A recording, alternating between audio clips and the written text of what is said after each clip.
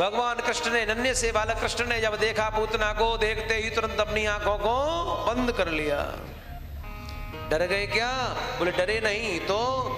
बोले आंखें बंद करके अब मंगलाचरण कर रहे हैं कि अब मैं लीला प्रारंभ कर रहा हूं, इसलिए अपने इष्ट का ध्यान कर रहे हैं। कोई कोई महापुरुष कहते हैं भगवान ने इसलिए आंखें बंद करी क्योंकि भगवान आंख बंद करके ये देख रहे हैं स्वर्ग में कोई सीट खाली है कि नहीं। अगर कोई स्वर्ग में सीट खाली होगी तो उस सीट पर इस पूतना को जाकर के बैठाना है?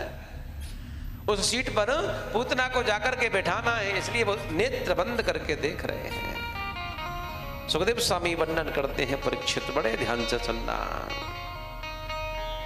कोई कोई महापुरुष कहते हैं कि नहीं नहीं, भगवान ने इसलिए आंखें बंद करी क्योंकि भगवान को मालूम है पूतना मौसी जहर पिलाने के लिए आई है, और जहर जो है ना वो कड़वा होता है।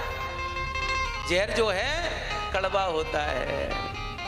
आहा, नन्हा सा बालक जब माँ उसको जहर पिलाती है ना, वो दवाई पिलाती है। जब माँ नन्हे से बच्चे को दवाई पिलाती है, कड़वी दवा, तो माँ कहती है बेटा पी ले, आंख बंद करके कुछ नहीं होगा। तो वैसे ही कन्हैया आंख बंद करके उस कड़वे जहर को पीने का प्रयास कर रहे हैं। कई इसके उदाहरण हैं, कई भाव हैं। कोई कोई महापुरुष कहते हैं कि भगवान की आंखों में सूर्य और चंद्रमा का वास है, इसलिए सूर्य और चंद्रमा ने अपने आप को ढक लिया, आंखें बंद कर ली।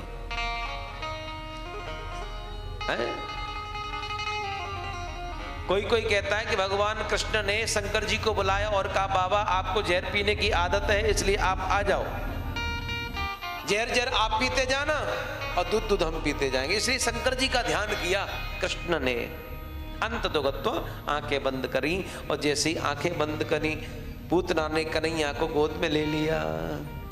तस्मिन् स्तनं दुर्जरमील्यमुल्बणं घोरांकमादाय शिशुर्ददावत काढ़ं कराभ्यां भगवान प्रपीड्य तत् प्राणैः समं रोष समन्वितो पिबत। जैसे ही महाराज, जैसे ही पूतना गोद में लेती है, और गोद में लेते ही कृष्ण को अपना स्तन, और जो कालकूट विष से पूरा लिपा हुआ था, लगा हुआ कालकूट विष का स्तन मुंह में दिया। पहले तो भगवान ने दूध पिया है, उसके बाद में प्राणैः समं रोष समन्वितो पिबत, प्राणों को ही खींचने लग गए। और जैसे ही प्राणों को ही खींचने लगे ना, तो इसका कंठ था ना वो अवरुद्ध होने लगा, श्वास रुकने लगी। और जैसे ही श्वास रुकने लगी, ये तो घबराई। वो तो सोच रही थी 1-2 मिनट दूध पिएगा, जैसे जहर इसके पेट में जाएगा, मर जाएगा, तुरंत पलने में फेंक करके और चली जाऊंगी। लेकिन वहां तो उल्टा हो गया साहब। 10 मिनट हो गई, भगवान पीते ही जा रहे हैं, पीते ही जा रहे हैं। और जैसे ही प्राणों को पीना चालू किया, मैं एक निवेदन कर दूं, पूतना जो है ना उसके संतान नहीं थी। पूतना जिसके पूत नहीं वो पूतना। और जब संतान नहीं तो स्तन में दूध आए कहां से? तो भगवान को क्रोध आ गया। नाटक कर रही है मां बनने का, लेकिन दूध नहीं है। क्रोध में प्राणैः समं रोष समन्वितो पिबत, प्राणों को जैसे ही खींचा सज्जनों, सुखदेव स्वामी वर्णन करते हैं, पूतना घबराई, लाला छोड़, कन्हैया छोड़, अरे भैया छोड़। 7 दिन के कृष्ण बोल पड़े मौसी जी हम पे तो पकड़ ही आवे, छोड़ो तो हमने सीखो ही ना है। जिसको पकड़ते हैं ना एक बार फिर छोड़ते नहीं है। हे भगवान देखो तो सही, 6 दिन का कृष्ण ये बोलता है, 6 दिन का बालक बोलता है। और मारने की इच्छा से बेकरार रूप ले लिया पूतना ने, उड़ी भगवान को लेकर के। और जैसे अंगना से ऊपर निकली है, मथुरा की तरफ जा रही थी, भगवान ने तब तक उसके प्राणों को खींचा।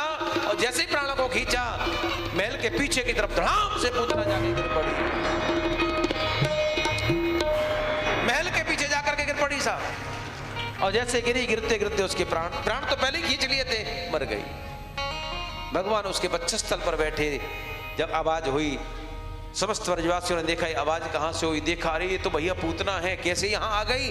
और ध्यान से देखा तो पूतना के वक्षस्थल पर कृष्ण को उतारा वक्षस्थल से। तब तक नंद बाबा आ गए। नंद बाबा ने देखा अरे वसुदेव ने बिल्कुल ठीक कहा था, सत्युत्पाताश्च गोकुले, तुम्हारे गोकुल में उत्पात होने वाला है, वसुदेव ने कहा था और वही हो गया है।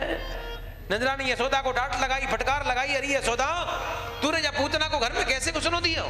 मुकु नए माल में भेष बदल के आई थी, मुकु माफ कर दो। बुजुर्ग माताओं ने फिर नंदरानी यशोदा से कहा, देवी तुम्हारे लाला ने ना राक्षसी का स्पर्श कर लिया है, इसलिए इसकी शुद्धि होनी चाहिए।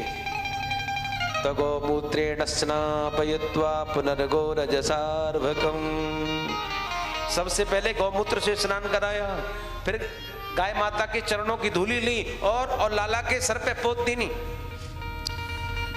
गौमूत्र से, गौ गोबर से, फिर दूध और दही से, उसके बाद में मिट्टी से, ब्रज की रज से स्नान कराया। जैसे ब्रज की रज से स्नान कराया सज्जनों, उसके बाद में शुद्ध जल से स्नान कराया। गाय की, काली गाय की पूंछ ली हाथ में, और काली गाय की पूंछ पकड़ करके एक बड़ी बूढ़ी माता लाला को झाड़ा देती है, गाय की पूंछ से झाड़ा लगा रही है, मंत्र बोलती है, इंद्रियाणि रसिकेश प्राणान् नारायणो वतु श्वेतद्वैपपतिश्चित्तं मनो योगेश्वरो वतु। हमारे कन्हैया की इंद्रियों की रक्षा ऋषिकेश भगवान करें, प्राणों की रक्षा नारायण भगवान करें, श्वेतदीप के जो पति हैं वो लाला के मन की रक्षा करें, और योगेश्वर चित्त की रक्षा करें।